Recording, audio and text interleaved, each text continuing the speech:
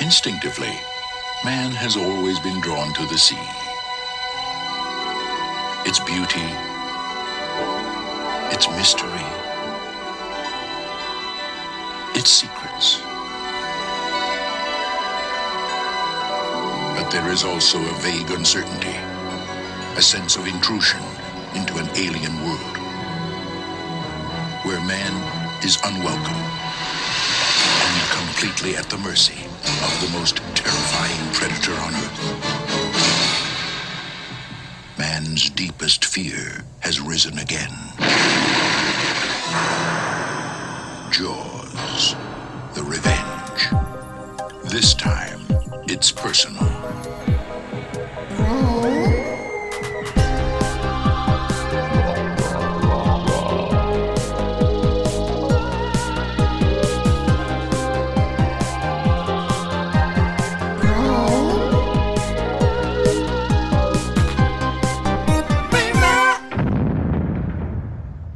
What's up, rotters? Welcome back to Brainrot, the podcast that takes a deep dive into the best, worst horror films of the 80s and 90s. I'm Stevie, your VHS veteran. I hope you're all doing horrendously. For any listeners who are listening for the first time, firstly, you're late. Secondly, welcome. In this podcast, I revisit the 80s VHS era of horror movies, focusing on the slightly lower end of the output. Those so bad they're good movies that are ridiculously fun for all the wrong reasons. This is the penultimate episode of Season 2. I can't quite believe it, but what a pair of final episodes we have. This week, we're discussing the 1987 Jaws sequel that nobody asked for, but everybody's grateful for, Jaws, the Revenge. And then next week, we'll be rounding off the series by covering the infamous and definitive good-bad movie, Troll 2, where I will be joined by a very special guest who appeared on Season 1, and also an hilarious Hollywood comedian. Look at me. If you're already having withdrawal symptoms from our dwindling schedule, then you can sign up for our Patreon, where we will be continuing to release regular bonus episodes, at least 2 per month. Coming this week on Patreon, I'll be joined by Mike Munzer and Louise Blaine to talk about the batshit Silent Night, Deadly Night 5, The Toy Maker. Just go to patreon.com/Stevie's Brainrot to sign up. Now then, my two guests this week make up 50% of the multi-award winning podcast No Such Thing as a Fish, Andrew Hunter Murray and Dan Schreiber. Their No Such Thing as a Fish live tour, titled Nerd Immunity, will be continuing early next year, but stick around at the end for more details on that. For now, let's get going. Andrew and Dan, welcome to Brainrot. Hello. Thank you for having us. Having us, yeah. Not at all, of course. It's an honour. How are you both? Have you finished the Nerd Immunity tour now? No, we are 2/3 of the way through, so we've done about 20 dates, 10 to go. And they're the Scottish leg. We're doing about 4 in Scotland and then 4 around, I think it's something like Bath, Cardiff and Belfast and Dublin. But right, yeah. Oh, it must have felt like quite a luxury being able to actually do your job in 2021. Yeah, it was amazing. We kept pushing the tour back just further and further, cancellations. And you've got the same thing. It must be odd being in a room full of people, right? But they're coming, and it's all fine. Yeah. Yeah. My first show back was, I've never experienced anything like it. It was like being Tina Turner at Wembley in 1982. It was insanity. And so, before we talk about the great white elephant in the room, I'd love to know your personal relationships with horror. Like, are you seekers or avoiders? Dan, I'll come to you first.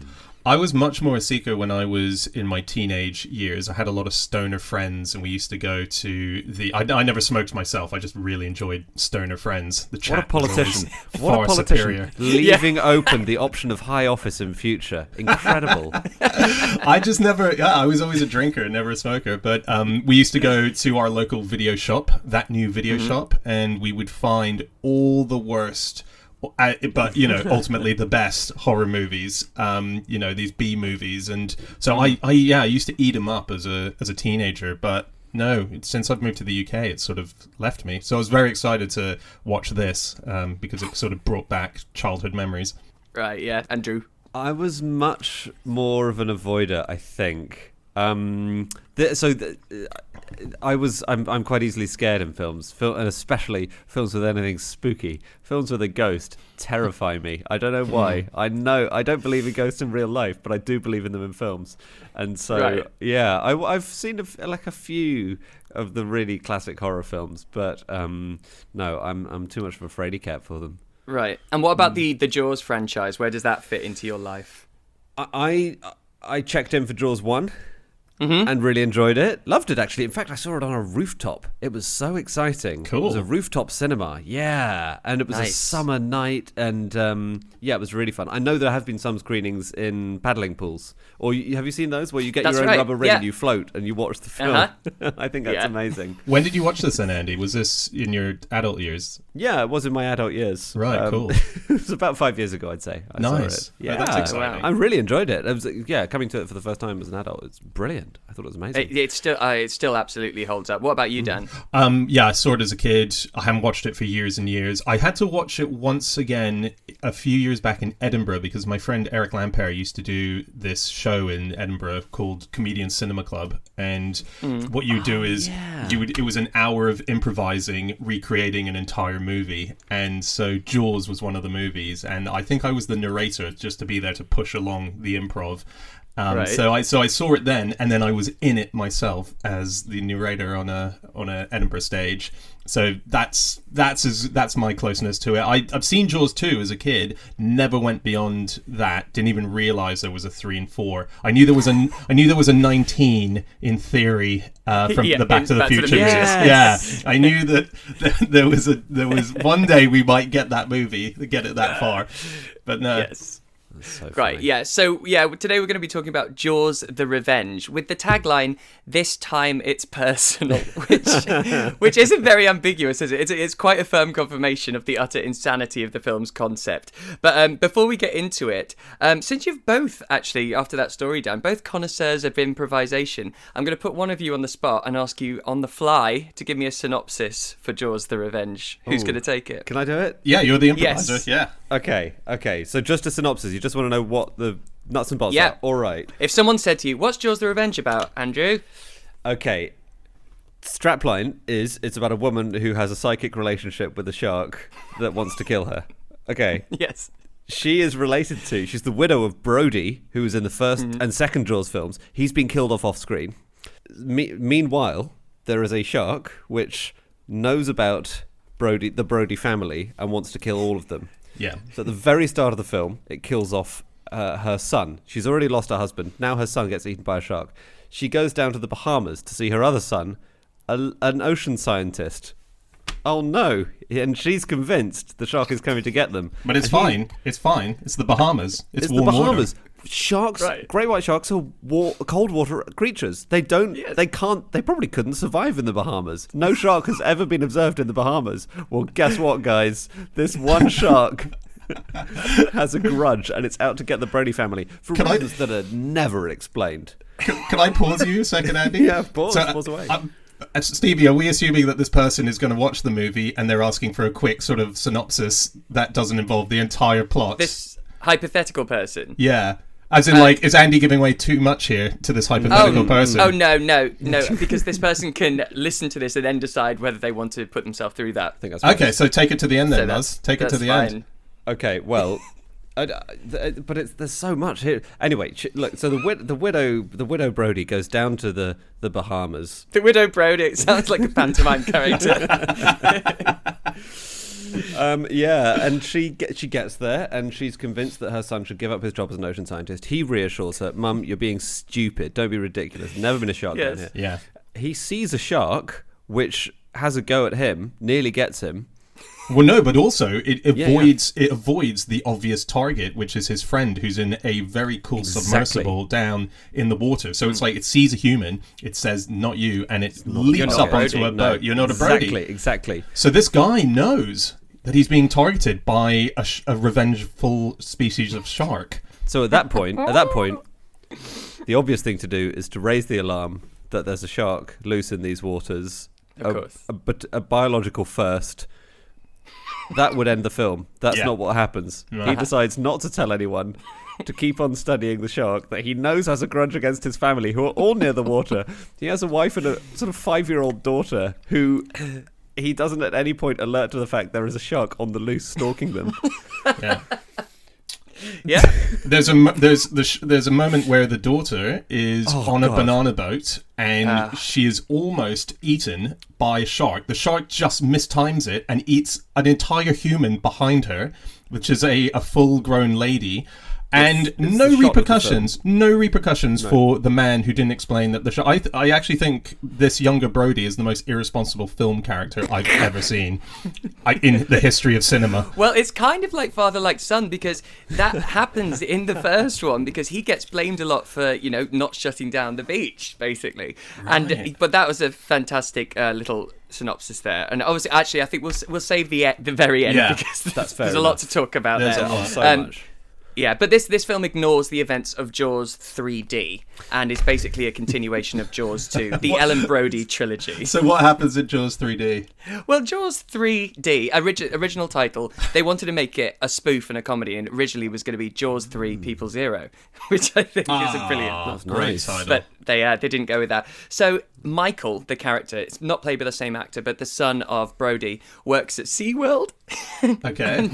And they've opened this big underwater sort of tunnel system where you can go right to the depths and walk through and go, oh, look, there's things around us. And of course, a member of the Jaws family finds out there's a Brody there, comes along, starts battering it down, so the whole place floods. And Hang on, so there's already a shark? There's already a shark that realizes it's part of the Jaws family and it wants revenge. So we've already had the revenge movie. In canon, this is the third abomination of nature that have got to be the same family, because they're all ridiculously big and can do insane things that sharks can't do.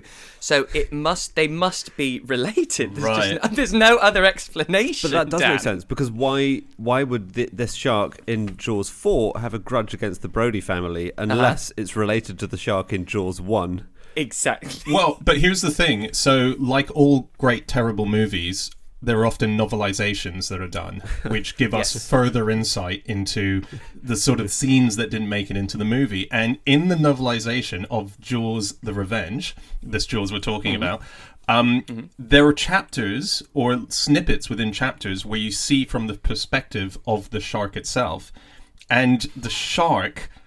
This I got this from a review of someone reading the book. It says that it's revealed that the shark is actually a pawn and can't understand the force driving where it needs to go.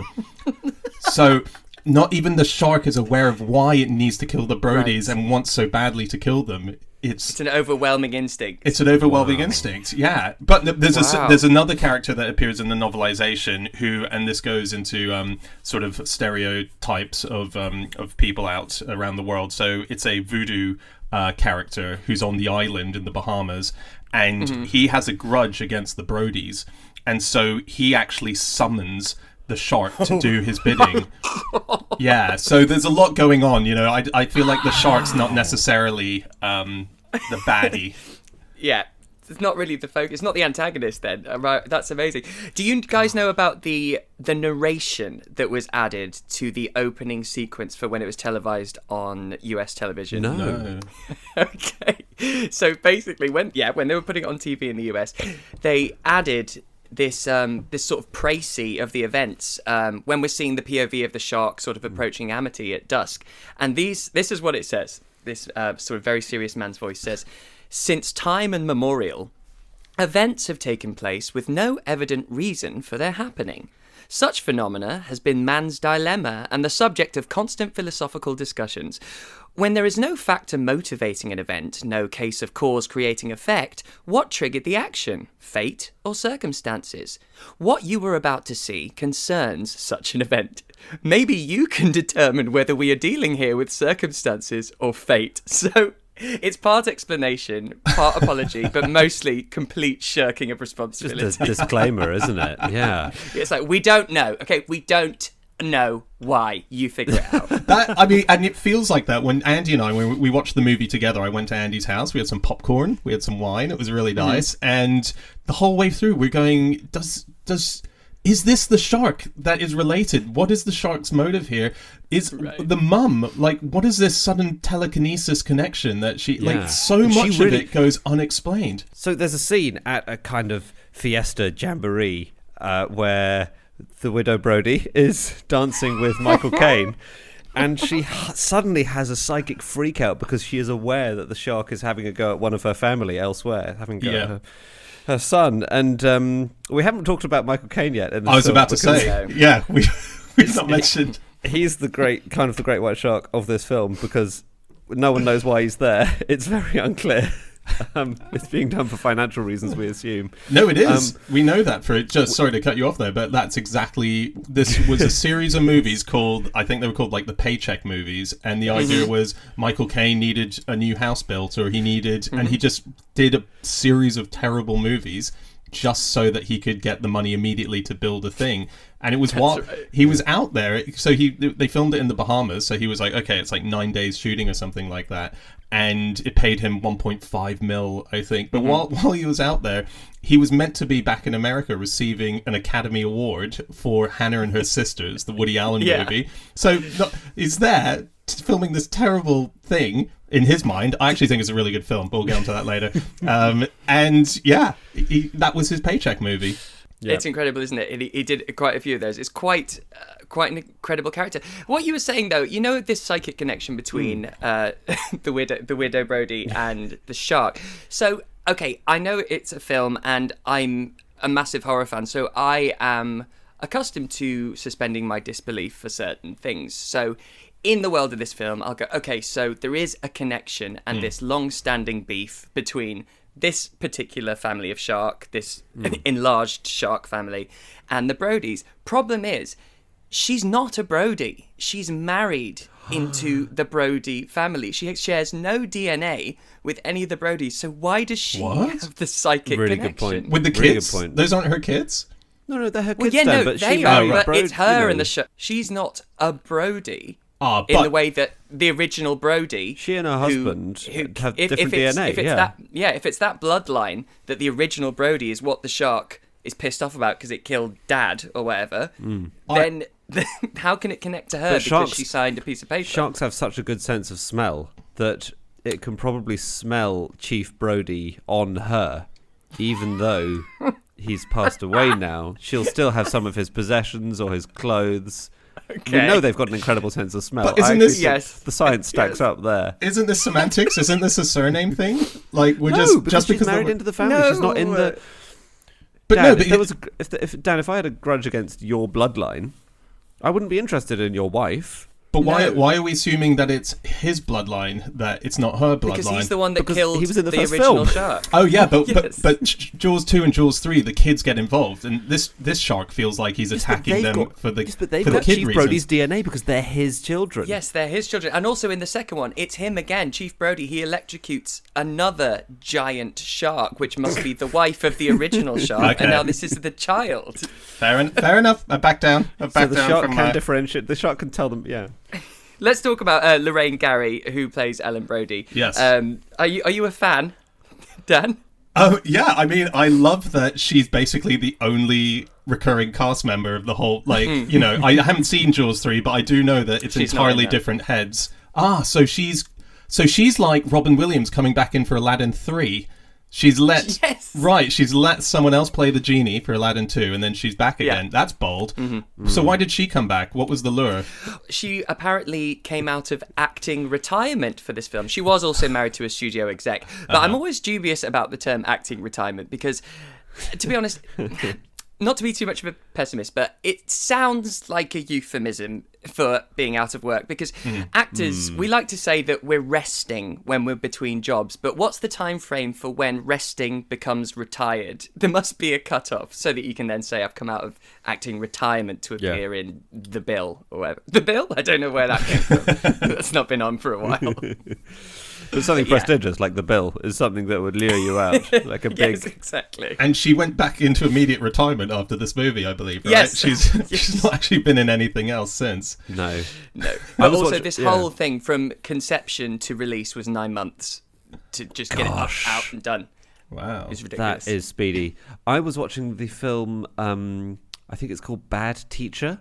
And it's Yes, got with is it Cameron Diaz. Diaz. And that, I think, was the film that forced her into acting retirement. And watching a bit of it, you can absolutely see why.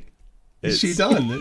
I haven't seen her in anything. I don't think she did anything after that. And from the 20 minutes of it that I caught, it's a reasonable decision to take. So you've not even looked that up. You've seen 20 minutes and thought, she should retire. No. She should retire. No, I did look it up, and I think that was her last film as a performer. Wonderful. We get the backstory straight away. It's incredible. When we first meet Ellen, she manages to say something like, "Oh, your dead father, Chief Brody, used to steal tomatoes off my plate. Oh, look, that's my granddaughter Thea on the phone." Yes. Also, I think Sheriff Sean Brody, he has to go to deal with a boy that has a log stuck inside. Hang on, that sounds wrong. Hang on. This boy's got a log. When I say boy, for everyone at home, I don't mean B-O-Y. Oh, Yes, sorry, that sounded a little... A buoy. a sea boy. Yes, a sea boy. A nautical Yes. boy, yeah. Yes. Yeah, interesting this. No So clearer, huh? apparently Roy Scheider was offered this moment, so they wanted to bring him back, and he was going to die in the opening scene, so that's how they'd kill him off. Oh, as the and chief? he said not even... Wow. Still as the chief, but apparently he said not even Satan himself could bring him back to Jaws 4.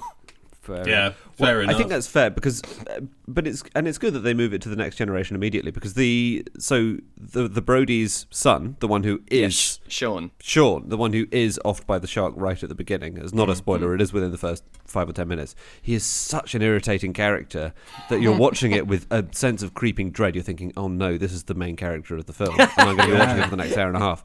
And there's such a great cathartic feeling of relief when he goes out to investigate in the bay and the shark just gets him. Yeah. You're weirdly on the shark's side at the beginning of the movie, which is not presumably what they wanted. Is that a thing, Stevie, in sort of B horror movies, that if you see an extremely irritating character, you know they're going to be cut out of the film with a death? Well, you'd hope so, but that usually is the case. And also in a lot of B movies, the antagonist becomes an anti-hero, and you actually just want them to win, and you want everyone to die. And I think in this case, it is that way with the shark. You kind of think, do you know what? You deserve them. You deserve that Brody meat. Yeah. But also, I think, because he's wearing a big yellow Mac, is this a myth, though, that they call it yum yum yellow for sharks? Did you know that? Because apparently they see contrast colours. Wow. And so yellow is the most attractive colour to sharks. And apparently because when looking upward, if they're seeing blue, especially in the daytime, yellow is one of the most contrasted to blue. So apparently, if you wear yellow, yeah, shark's going to come for you. So I don't know if they did that deliberately. I think it was probably just so that they could hide his arm behind his back for when it gets bitten off. So that banana boat later on must have been an absolute... Oh, there you go. Oh, yeah. Mouth-watering moment. To go back to the banana boat thing, I think the child is too young to go on a banana boat in the film. I thought exactly the same. They are death traps they're without really a shark. dangerous things. And so, I mean, it's lucky for her that she is second to back of the banana boat, because if she had been right on the back, the shark would have got the youngest Brody. But Yes.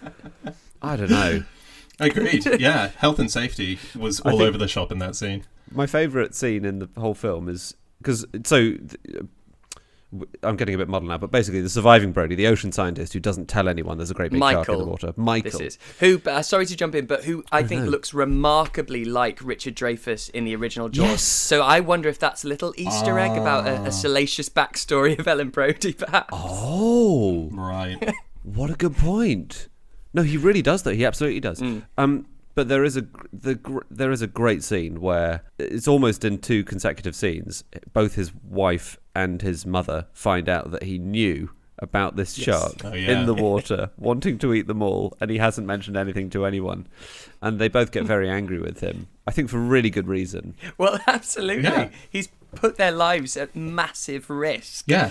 Yes. And yeah, it's the moment when she says, after the first sundown, she does say to Michael, it waited all this time and came for him. It came for him. That confuses me because I want to know what she thinks is happening, because I think what she's thinking and what we're thinking is very different, because she's saying it waited. So does she not know the original shark blew up. Well, she does, because inexplicably she has a flashback to a scene that she wasn't present at when he's shooting the first shark later on. So she does know it exploded. Well, okay, that is powerful telekinesis, to be present at another sort of. So it's not, that's beyond telekinesis. She's a huge paranormal character in this movie who doesn't really get her moment. We'll get to the ending soon, and I have a big thought about that. But I can't wait.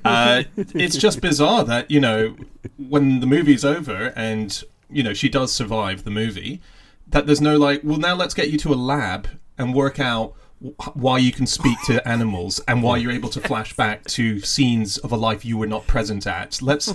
You're a powerful human. This is a powerful mind. Yeah. It needs to be honed. Yeah. Absolutely. I agree with this whole point about him not telling. As I was saying before, most irresponsible character in cinema history. He allowed for his daughter in a shark-infested water, knowing that there was a bloodline connection with a revengeful shark, into the water on a big yellow item. He's feeding her basically, and I remember Andy and I were sitting there, and as soon as she finds out that Michael knew that the shark was there, I was just like, that's divorce territory. That's what the next scenes should be, which should be divorce court. That should be the rest of the movie now. They don't. But they don't get divorced. They seem to completely move on from it within about 2 days. There's nothing. It's attempted murder, if you want to look at it that way. Yeah. I think it's rough that they really Yeah. fob off poor Roy Scheider, because she says that he died of a heart attack from the fear of sharks. That's not a hero's death, is it? Considering he triumphantly defeated two complete abominations of nature in the first two films, to then simply die of, is it galeophobia? Fear of sharks, I think? It seems like a kick in the nuts. But also, that's not explained. What was the circumstances? Was he walking into the bathroom and his young granddaughter was having a bath with a toy shark and he went, oh, the memories? Or did he have a heart attack and out loud say, this is happening because I've just thought of the shark? How do we know that? How do we know? Wow. I do think, but she also says, I don't want any of my family near the water. I also love that. How long would it have taken for him to study to get to the level he is of marine biology for her to say, I don't want you to do that anymore? Like, he can just give it up in a day. But also then, I don't want anyone near the water. I'll join you on a trip to the Bahamas. Yeah. Famously surrounded by water. Also, just to drill into his career a little bit more, we mainly see him in the early scenes before the shark arrives. That's right. He's studying sea snails, the conches. They're these very slow-moving marine mollusks with these shells, and they occasionally slither around a bit, but they don't do much. Then when the shark arrives, he and his colleagues say, let's just study this shark instead. I don't think that in your career you'd make that kind of switcheroo that rapidly. You're right. That would be a huge shift to just switch from... They're opposite creatures in ocean terms. So that for me was the really implausible note in the whole film, I'm afraid. That was it. This is ridiculous. I read, by the way, that his partner, so he has a partner in it when they're studying these sharks. Jake, yeah. Yeah, Jake. And Jake is played by a guy called Mario Van Peebles. Yeah. Supposedly, Mario Van Peebles wrote his own dialogue. He got given the script and he said, I'm gonna take it from here. I'm gonna rewrite this.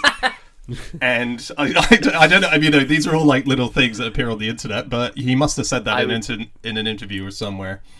I would believe that, because most of his dialogue is just one-liner after one-liner. It's not actually human conversation. Yeah. It's a bizarre series of jokes. Including a really inappropriate one when they're doing the Christmas presents. Remember that sort of really saucy joke that he makes while Brody's kid is literally sitting on his lap, as in sitting on Brody's lap. What did he say? I can't remember what he said. He gets a really jazzy shirt and he says, may your sex life be as busy as your shirt. That's right. And they all say, thank you. Fucking hell. So dodgy. The actual, I think we've talked about the banana boat bit, because that's when you see it properly. The actual shark. I mean, the shark in this film really likes to be out of the water. It spends a lot of its time with about 85% of its body above the surface. How it maintains that buoyancy is incredible with its fins out of the water. Yeah, You're absolutely well, right. Andy points out that when we were watching it, it's a very exciting credit sequence at the top because the shark is roller coastering through the ocean. So it's sort of like surface, and then suddenly in some weird like Depths. Yeah, depths with like it almost looks like a treasure wreck, of some boat. There's just like there's so much interesting stuff down there. And so it's as if it's like I'm on a revenge mission. Oh my goodness, what is this down here? It just needs to have a quick gander. But I really liked the shark in this. I thought he looked impressive. The first time you see him, I thought he looked really impressive. And then Scary. there's a few moments where he's above the surface where he doesn't quite look right. But on the whole, I thought it was a kick-ass shark. Again, big fan of the movie. I thought the whole thing was shot beautifully. I really feel like we haven't even mentioned that yet. What a wonderful... Yeah, please. Oh my god, the lighting. I mean, there was one, remember Andy, there was one lighting moment that I found where it shifted entirely as if no grading had happened between it was a single shot, but the light source came in and completely diluted the whole screen. And I'm surprised that they didn't fix that. But outside of that one minor cock up, what a beautifully shot movie. Beautifully cast. Can I just? Yep. I just like to disagree with Dan saying it was beautifully I feel shot. like you're saying. I feel like you're using beautifully not in the traditional sense. I am. I think it's sort of. It was like a John Hughes movie to me. I thought this is. You could take some of these initial shots and pop this into Home Alone, and no one would know the difference. It's like, and it's a Christmas movie. We haven't even mentioned It is that. a Christmas It is a It Christmas. That's why I movie. chose It's it. set at Christmas. So yeah. wonderful. What a Christmas movie. Yeah. And it's a great device as well because of course we can't hear the original kill, the Brody screaming for his life because of the carolers on the shore. Yes. So that's, That is so good. Yes. I love that moment. Yeah. Yeah. I was watching LA Confidential the other night. That's a Christmas movie too. That happens at Christmas. Does it? that's rough. I think that and Jaws 4, maybe. I would like to have a list of the least Christmassy Christmas movies. I think that would be an interesting Yes, list. it's LA Confidential. Does that have the bit with the rats? Yeah. Yeah. Well, there are some rats. Eating- Is it a corpse? Yes. Yeah. Yeah, I don't know. remember. That's terrifying. No, it's a scary movie. Listen, we might as well. We've been avoiding it. Let's get to the end. Let's talk about what happens here. I'm sure everyone has their own opinion about this, so let's take it around the room. Let's go in a circle. Andrew, Yeah. how do you feel? So we're talking about the climactic. Can we give away some details here? Oh god, this is completely spoilerful. Go for it. Okay. They've had 35 years to see the film. As far as I recall, they're in the boat. Mrs. Brody has stolen a boat. It's Mrs. now, is it? Well, I think it's disrespectful to just keep calling it the widow. The widow Brody. She came out of retirement for this, So the character's in.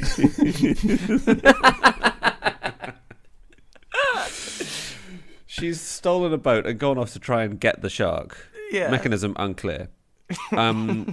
Jake and Michael, the son and his colleague, have asked Michael Caine, Hoagie. who's a pilot, by the way. in this Hoagie, film, yeah, we to- should say. to fly And them. I think he's either a drug runner or a money launderer because there's yeah. an odd moment when they say, "What do you usually deliver?" and he says, "Laundry." I thought, okay. Apparently, that's a But cut anyway. scene from the movie. He was meant to be a drug baron of some sort. Yeah. There you go. Yeah. Well, not himself, but he was exactly that, transporting. Right. There you go. Cut, I think, for good reasons, because... Anyway, they managed to ditch the plane in the ocean right by the boat. Yeah. The shark is in the water trying to get them. This is so exciting. It's more Brodies than it's had access to for ages. This is a thrill for it. It's got Michael and his mum there. They all manage to get onto the boat. They scramble off the plane and onto the boat. Even Michael Caine survives. They think he's been, chomped, but he hasn't.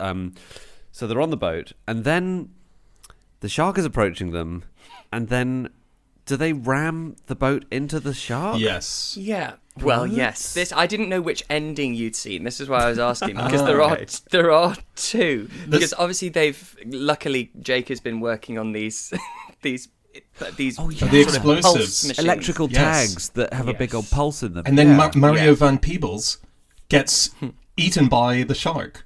Yes. He gets jamming he's trying to jam an electrical thing in there so that they can blow it up. But they get the shark gets right. him, and then we find out later. So jumping ahead just on his story, despite what a beautifully shot moment of the shark munching Mario Van Peebles, I'm going to call him that as opposed to Jake. Yes, fully.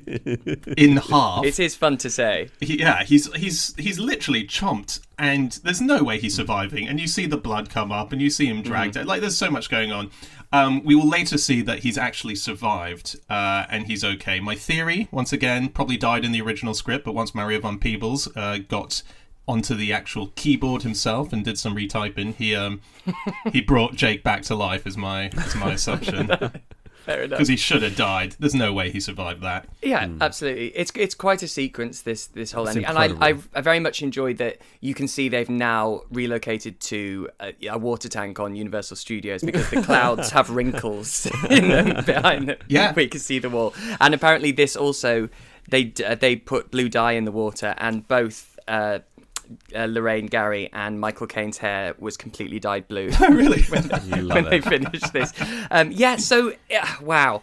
So Ellen is having her flashbacks in sepia, I might add. The flashbacks she has from the first film, and also of the first kill in this. She sees Sean being attacked, crawling to the shore. Somehow she has this in her brain. As we said, this is an incredible sense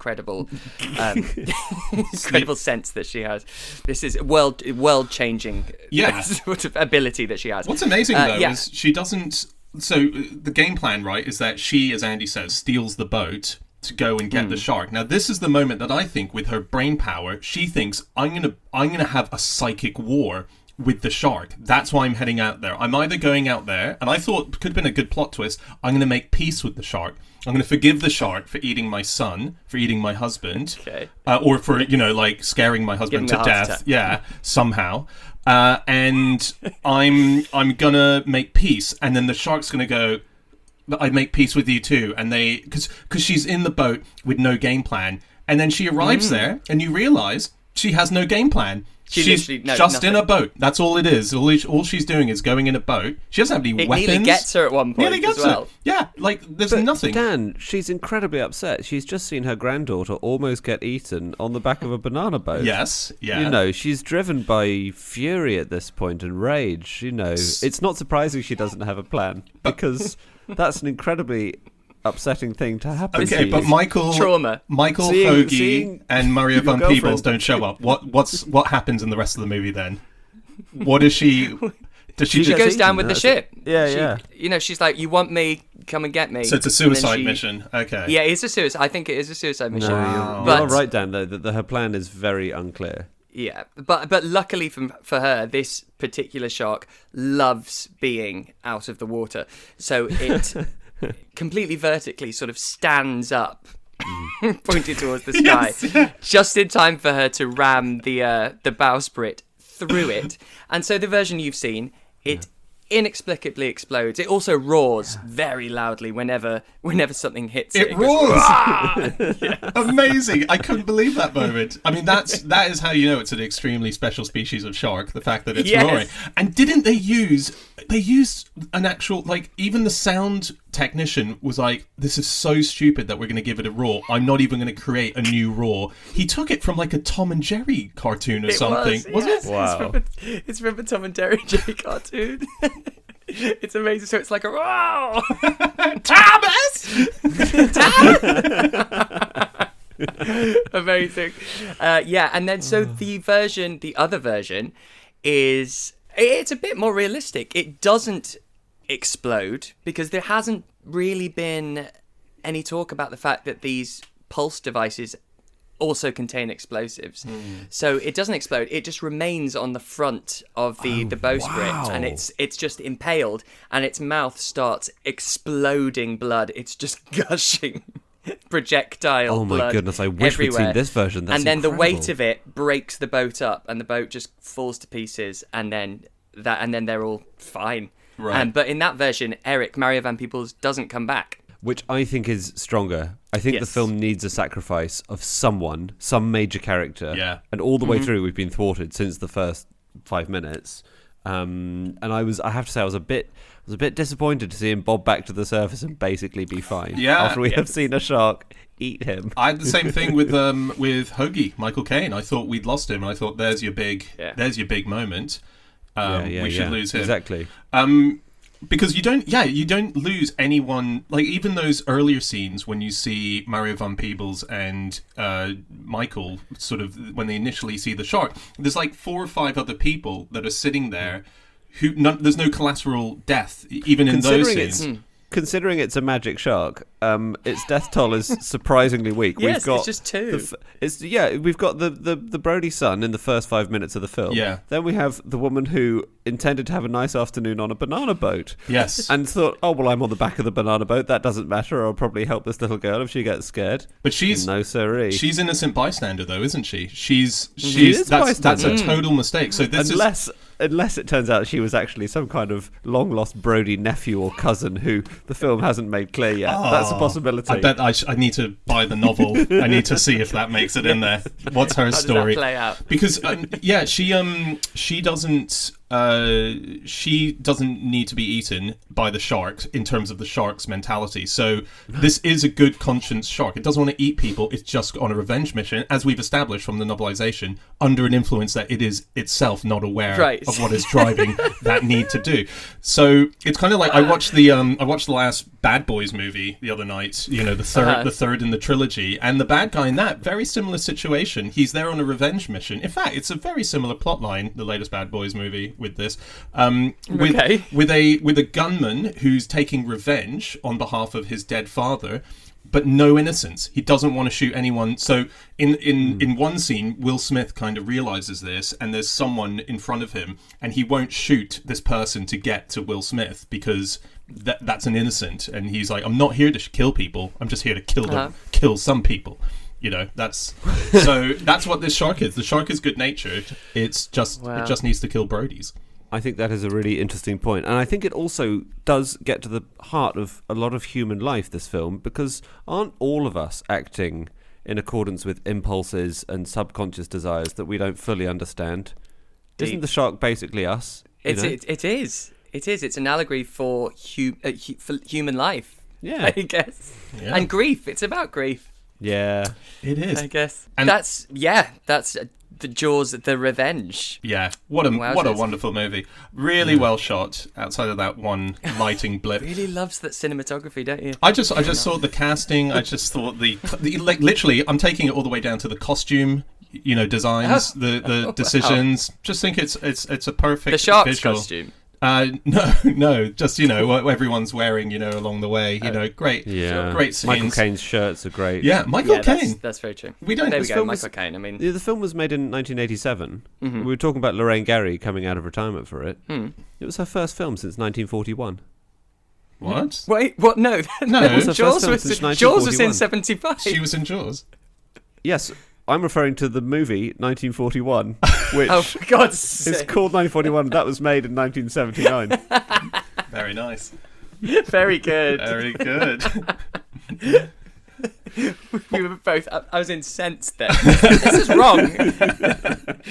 There's also, in 1995, a film was released called Cruel Jaws, aka Jaws 5, which is unofficially Jaws 5, which is about, well, a huge shark terrorizing a beach in Florida.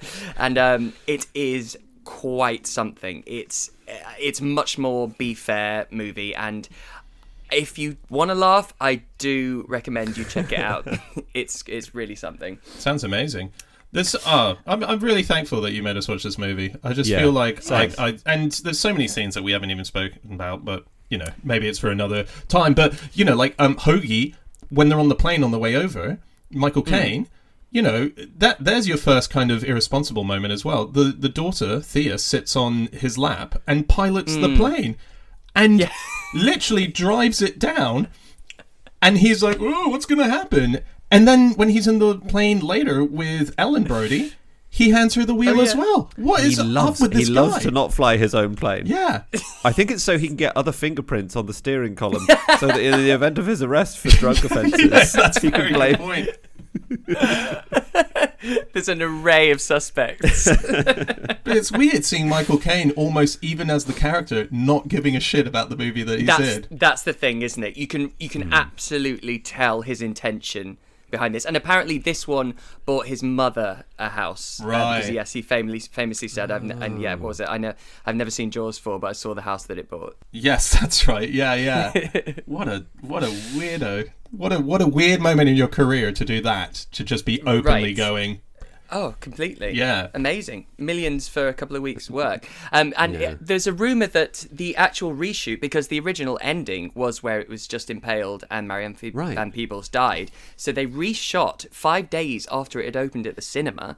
They then got everyone back to Universal Studios into the tank saying people aren't happy that so-and-so dies, and then they don't like the way the shark ends because it's the only one where the shark doesn't basically explode inexplicably, because in the first one it's the gas tank in its mouth, second one it bites the power line to Amity Island and electrocutes and fries, and the third one a grenade goes into its stomach, and so this one it just gets impaled. So they weren't happy with that, so they went back, and the rumour is that it was actually the few days of reshooting when Michael Caine was meant to be at the Oscars. So apparently it wasn't actually even during the film. It was just during the reshoot that he then found out he'd just won an Oscar.